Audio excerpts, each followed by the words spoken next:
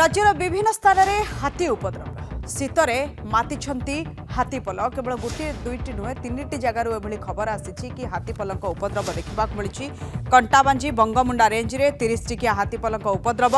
Bangomunda ranger विभिन्न गाँव में पशि धान चाउल खाइबा सह फसल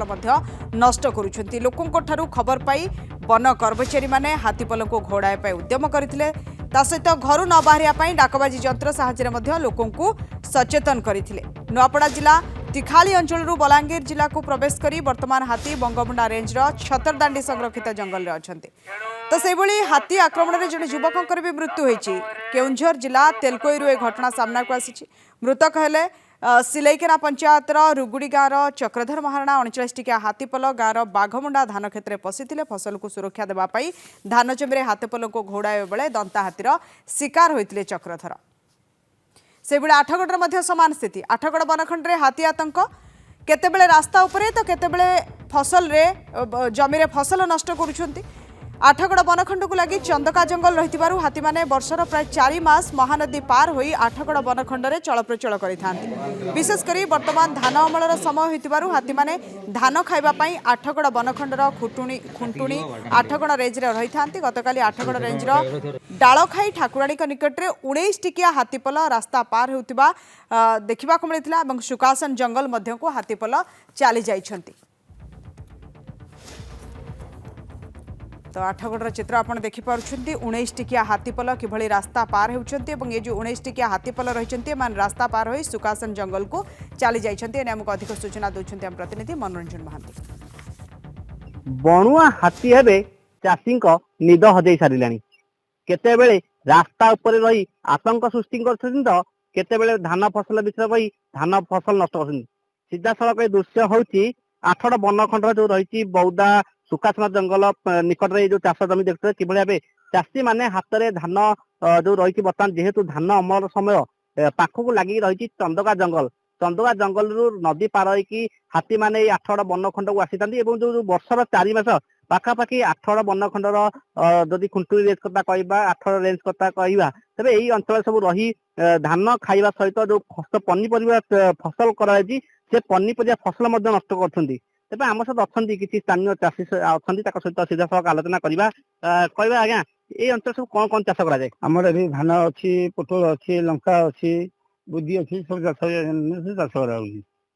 हाथी एठी 6-7 दिन आसिलेनी केते हाथी आछन 24 हाथी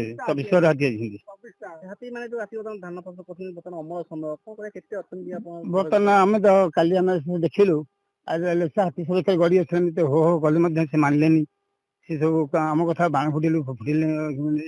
मना गले जहाँ गले भी से मानलेनी सब हाथी खाई गले फसल भी आसिलेनी आमे कौन कर चाषी सब आम सब धान सब आम सब 2-3 धान कपा खाई गले केवल धान चाष ना पनीपरिया चाष भी नष्ट कर हाँ आमर ये धान चाष कर धान अलग पनीपरिया चाषी शुणुले सीधा चाषी मुहर मौसा आपण कष्ट कर धान चाष कर बर्तमान अमल समय हाथी मैंने आसी नष्ट कर कष्ट लगुच आज्ञा कष्ट आज्ञा कांदुच जी नष्ट करते लगे कौन पाइब लगे केते धान चाष करते धान आम जाऊँ 20 गुंठा काम गला भारी तू कौन पाइबी आसना वन विभाग अधिकारी मैंने आसना धान हाथी गड़ुना सी जमा शुणुना सी रोड व्यतीत से बिल को आसुना सी अधिक कहला खुण कह तुम चल आगे आम आगे आसबू आम आगे अत्याचार ना कि बाण ना कि किसी ना आम कौन करूँ केते दिन धर हाथी बुलिकी अंचल नष्ट कर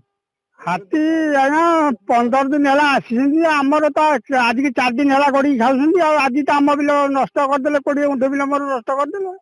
ଆପଣ ଶୁଣୁଥିଲେ ସିଧା ସହ ଚାଷୀଙ୍କର ପ୍ରତିକ୍ରିୟା ଆଉ ମଧ୍ୟ କିଛି ଚାଷୀ ଅଛନ୍ତି ଆଜ୍ଞା ମଉସା ଚାଷ କରୁଛନ୍ତି ଆଜି ବସ୍ ବି ଆସିକି ଅପରାହ୍ନରେ ପହଞ୍ଚିଲେ ଚାଷ କରୁଛନ୍ତି କେତେ କଷ୍ଟ ଚାଷ କାମ କରିବା ୟା ପରେ ହାତୀ ନଷ୍ଟ କରୁଛନ୍ତି କେତେ କଷ୍ଟ ଲାଗୁଛି ଆଜ୍ଞା ଚାଷଟା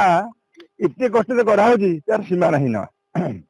ଯଦି ହାତୀ ଆମର 4-5 ଦିନରେ ଆସିକିରି ପନିପରିବା ଖାଇଲେ